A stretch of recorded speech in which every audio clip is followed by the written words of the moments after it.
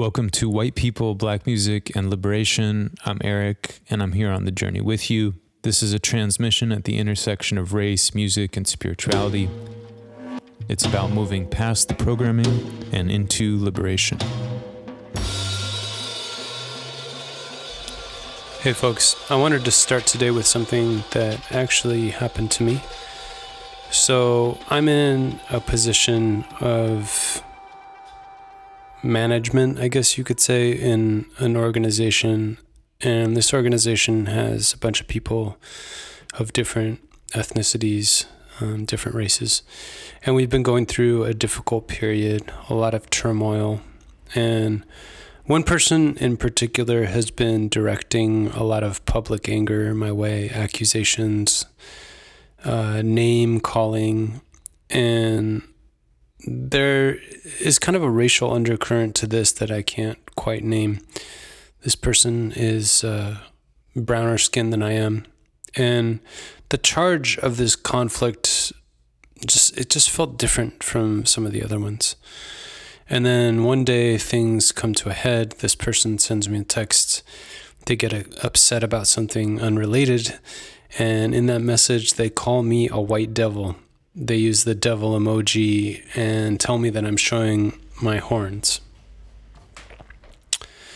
There's a lot going on in a message like that, and I think it points to something a lot of people in this space feel but don't know how to talk about. And I think that this feeling sometimes gets called reverse racism, and this is a feeling that progressives often don't want to name at all. But that's what this episode is about. It's not about debunking the feeling. It's about understanding it and finding a frame for it that actually moves us somewhere. Okay, so maybe you've been in a situation where critique or blame has landed on you in a way that felt racially charged, and maybe reverse racism was the only language you had for it. Maybe you're not even sure you believe the term, but something felt off and you didn't have a better frame. That's pretty much exactly what this episode is about. And what I want to offer is a more useful way of understanding it, one that's honest about what's actually happening, and one that points towards something real rather than just leaving us stuck in discomfort. And it's important now, and it's really important now, because the people that are loudly talking about reverse racism are mostly using it as a weapon to shut down conversations around race, to stoke division. And I'll be honest, I don't see people really talking about this dynamic or naming it in a way that moves with liberation. So I think both of these moves leave a lot of people stranded, and there's a lot of people who are genuinely trying to figure this out. People who could be considered allies or supporters of liberation practice if someone just gave them a better map. So this is my imperfect attempt to do that. And I'm going to name just up front that it's incredibly challenging to talk about this because it's not something that I hear other people talking about very much. And because it is a narrative that's been so co-opted by people whose agendas are obviously more rooted in stoking division. So I'm going to ask your, patience with me as we wade through this difficult territory together. If I say something offensive, I'm sorry. Sometimes you just got to bring it up, even if it's imperfect.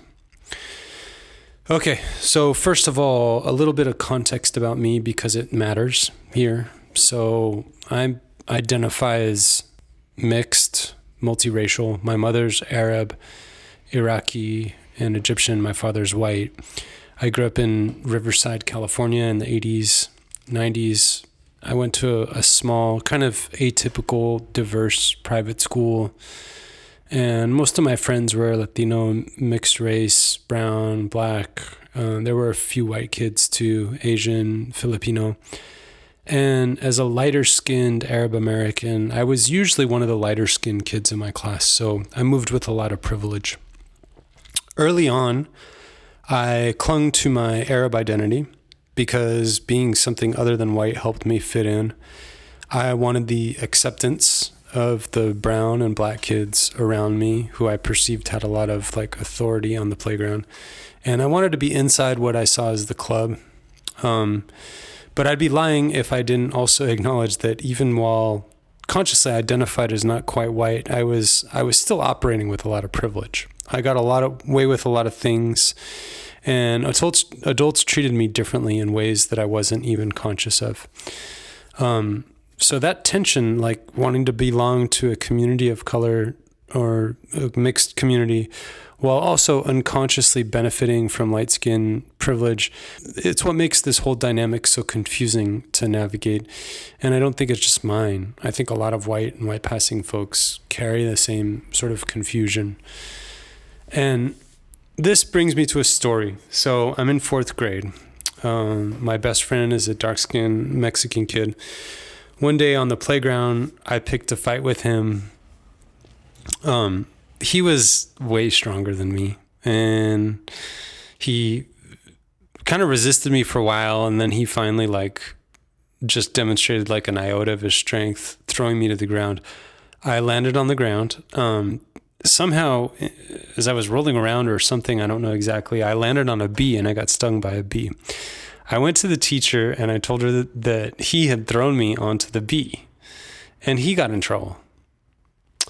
And it's interesting because this happened when I was 9 years old, and yet somehow I knew what I was doing. I may not have had language for it, but somewhere below the surface, I understood the teacher was more likely to believe him than me. I was lighter skinned. I had an advantage with authority, and I used it. I also had a lot of class privilege compared to the rest of the kids in the class, which is important too. Never to discount that. But years later, every time I see this friend, he brings up that story, and he was the one who was harmed by that. So he remembers. And this points to kind of like a larger truth, which is that people harmed by systemic privilege often can see it more clearly than those of us who wield it, especially when we wield it without knowing.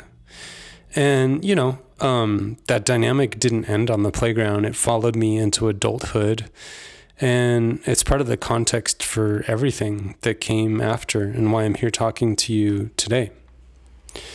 So back to that text message, the white devil showing my horns. My first instinct was defensiveness. I'm not white or not fully white. I've spent years doing this work. How dare someone call me that? Blah, blah, blah, blah, blah. And then I sat with it a little longer, and I had to ask myself, what's actually going on in this message? Where could it be coming from? We live in a country that has never collectively reckoned with what it did to black and brown people and what it continues to do to black and brown people. No truth and reconciliation, no Nuremberg equivalent. In fact, there's really powerful forces right now actively working to make it seem like nothing has happened at all.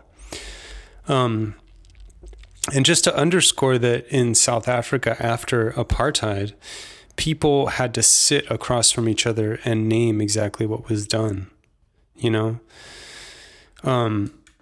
Similarly, in Germany after the Holocaust, there was a formal reckoning. And here we've had nothing like that. So all this stuff has to play out on an individual level, in texts, in workplaces, in ways that are inevitably messy and sometimes charged. So here's an analogy that helped me think about this. Imagine you were abused by your father for years as a child, and he never admitted it, never apologized, never even acknowledged that he did it. Would you not have a complicated, charged relationship with him? That's different from preconceived bias. That's a response, that's a protection response to actual harm. And I'm not trying to excuse that text message. I think it was out of line, but I think I would do myself a disservice if I didn't try to understand the context in which it lives before I can respond well. And let's talk about this term reverse racism, like really specifically. So racism in the structural sense is about institutional power. It's the power of one group to systematically disadvantage another. And they do that through policy, through laws, through systems, institutions. And I encourage you to fact check that if you don't believe me, because that is the consensus way of defining racism, regardless of what the Supreme Court seems to think. By that measure, we live in a country where Black and brown folks have historically had less access to resource, less protection, less safety, and that's not an opinion. That's a documented reality that anyone can go out there and do research around. So when I compare someone calling me a white devil to the prison industrial complex, to discriminatory housing policy like redlining and steering, to police violence, like, I have to be honest about the scale. Those are not even in the same ballpark. And another thing happens when I reach for the reverse racism label. Like, what am I actually doing? I'm removing my own ability to be accountable. I'm dismissing this other person's emotional reality before I've tried to understand it or understand where it's coming from. I'm closing the conversation. That doesn't serve liberation. And here's the part I really want to underline. Like, using that label doesn't even serve me, because it keeps me stuck in a frame where I am the victim. It makes me wonder, who does that frame actually serve? So here's what I think is actually going on in these moments, and I want to offer this not as fact, but as a useful navigational tool as we make ourselves through complicated, nuanced territory. There is a charge that can enter a conflict when it crosses racial lines, an added heat. It can feel like you're being blamed. I felt that it's real. It deserves to be named.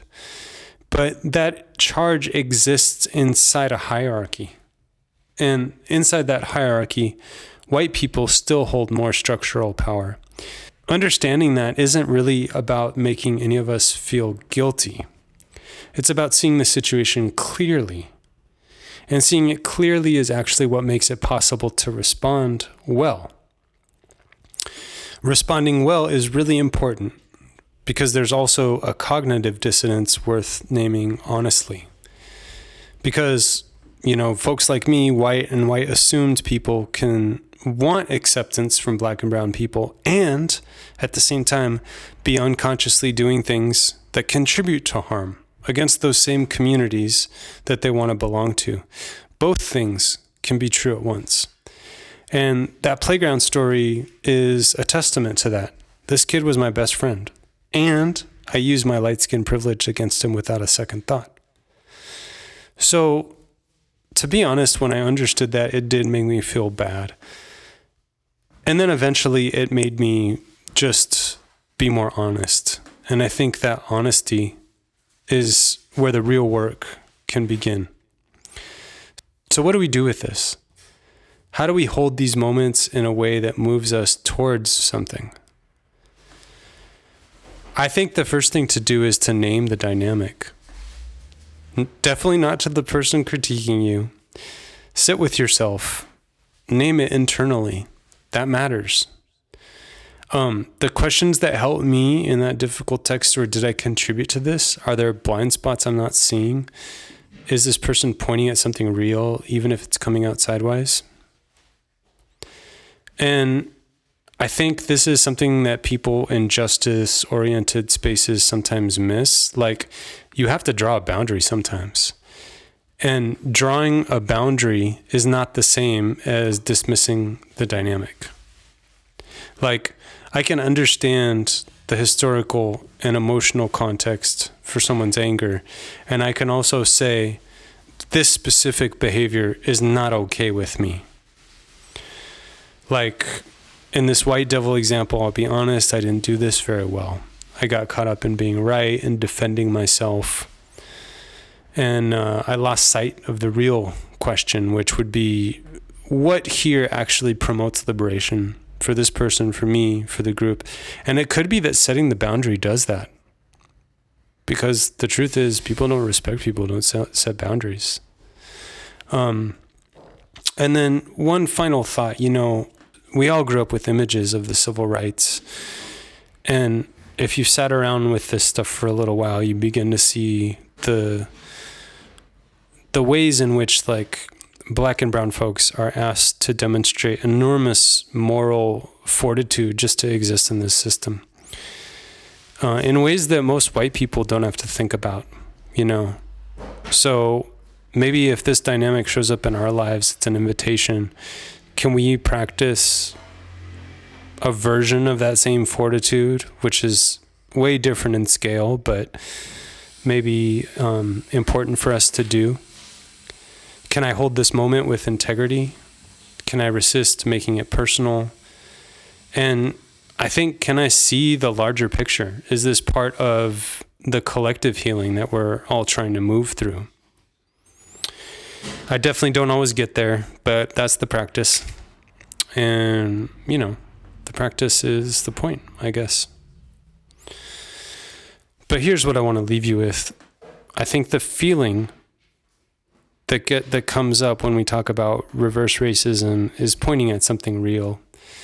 Even if we don't always want to talk about that in progressive circles, I think that's a missed opportunity.